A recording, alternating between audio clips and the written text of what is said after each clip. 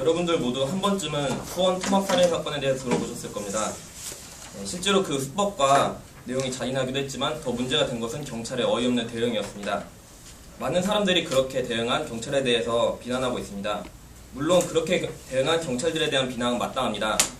응급한 상황에도 그것에 대한 적당한 판단을 하지 못했고 순찰 역시 제대로 이루어지지 않았습니다. 사실 경찰의 무능력함에 대한 비난 이번이 처음이 아니었습니다. 과거 신창원 탈옥 사건에서도 눈앞에서 몇 번이나 놓치면서 많은 국민들의 원성을 샀습니다. 이렇게 국민들의 원성을 받는 이유는 이러한 경찰이 관련된 일이 국민들의 안전과 목숨과 관련된 일이기 때문입니다.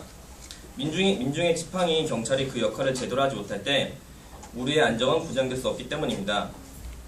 하지만 군 시절 경찰 소방의 출동 시스템을 직접적으로 느낀 저로서는 무조건 그 사람들을 비판할 수는 없었습니다. 또한 비난이 아닌 비판을 배우는 정치 외교학도로서 현 상황을 그저 비난할 수만은 없었습니다. 그럼 제 스피치의 중심 생각과 내용을 간략히 소개하겠습니다. 저는 오늘 여러분들께 경찰 시스템의 문제점과 개선 방향에 대해서 말하고자 합니다. 먼저 경찰 시스템의 문제점에 대해서 말씀드리겠습니다. 그 다음으로는 현재 사람들의 주된 비판과 이에 대한 반론을 제시하겠습니다. 마지막으로는 개선 방향에 대해서 말씀드리겠습니다. 그럼 먼저 현 경찰 시스템의 문제점에 대해서 말씀드리겠습니다. 경찰청에 따르면 경찰은 국민을 최우선으로 하는 국가와 국민을 위한 경찰 활동을 하는 조직이라고 나와 있습니다. 우리가 흔히 말하듯 민중의 지팡이 역할을 하는 조직인 것입니다. 하지만 이번 수원 토막살인 사건을 보면 전혀 그렇지 못한 것을 알 수 있었습니다. 이는 비단 이번 사건에만 해당되는 개인적인 문제가 아닌 경찰 조직 자체의 문제가 있다고 할 수 있습니다. 우선 문제가 된 것은 민원 처리 방식입니다. 과거의 경찰은 강력한 권한을 바탕으로 시민 위에 군림하였습니다. 하지만 민주주의가 발달하고 시민의식이 상승함에 따라 상황이 달라졌습니다. 만취가 되어 난동을 부리는 취객도 함부로 할 수 없고 약간이라도 과도한 대응은 법적 소송으로 이어지고 있습니다. 또한 인터넷의 발달로 약간만 잘못해도 그것이 경찰 조직 전체에 대한 문제로 이어짐으로써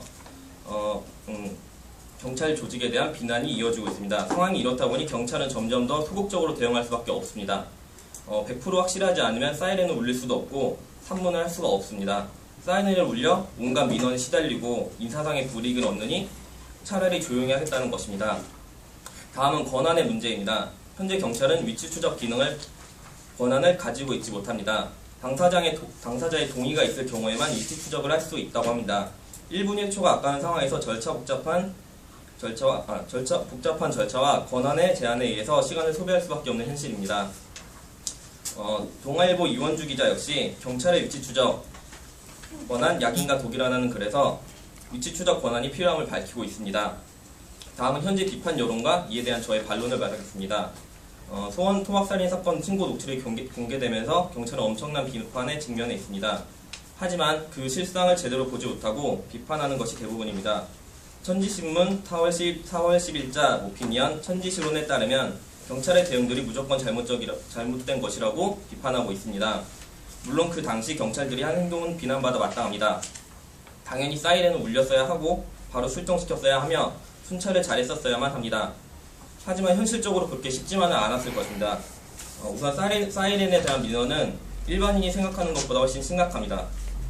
제가 근무했던 소방서에서조차 응급환자를 이송하러 주택가에 가서 사이렌을 울리면 그 다음날 엄청난 민원에 시달려야만 했습니다. 더욱더 억처구니가 없는 것은 이렇게 사이렌을 울려서 응급환자를 이송한다 해도 윗선에서는 오히려 왜 사이렌을 울렸는지 그것을 더 비판하기 때문에 소방관이나 경찰관들은 인사상의 불이익을 얻지 않기 위해서 사이렌을 오히려 울리지 않고 그렇게 가는 것이 현실입니다. 또한 제대로 된 가이드라인의 부재가 출동 판단을 어렵게 만들었을 것입니다. 위치 추적이 가능한 119에서조차 야간이 되면 수많은 장난전화와 몰려드는 취객으로 인해서 제대로 된 업무를 할 수 없습니다. 이러한 상황에서 걸려오는 신고 전환을 확실한 판단 없이 출동시키기는 어렵습니다. 무차별한 출동으로 인해 출동 대기 인력의 공백을 만들 수가 있고 인사상의 불이익으로 이어지기 때문입니다. 다음은 개선 방향입니다. 앞서 말씀드렸다시피 이 사건은 경찰 개인의 문제가 아닌 사회와 경찰 조직, 시스템 문제로 접근해야 합니다. 이에 대한 제 의견으로는 우선 확실한 가이드라인이 필요합니다. 이는 곧 인사상의 조치와도 연관되는데 경찰이 적극적으로 하지 못한 이유가 인사상의 조치에 불이익을 얻을까봐 경향이 많은데, 확실한 가이드라인을 만들어서 정당한 행위는 아무리 민원이 들어오더라도 언급하지 않고, 그렇지 않은 행위에 대해서는 엄하게 다스려야 할 것입니다. 또한 올바른 법 제정을 통해 경찰에 대한 권한 확대와 장난 전화 같은 것에 대한 엄한 처벌이 필요합니다. 마지막으로 이제 제 스포츠의 결론을 말씀드리겠습니다. 현재 여론은 위치 추적 하나 할 수 없는 경찰의 현실과 경찰 개인의 문제에 치우쳐 비판하고 있습니다.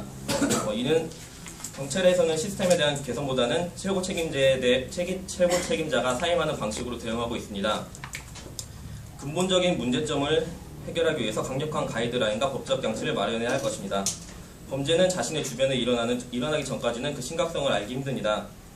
나의 가족, 나의 친한 친구, 내가 그 피해 대상이 될 수 있습니다. 그 뿌리부터 제대로 세워 내 주변에 그런 일이 생기지 않도록 해야 할 것입니다.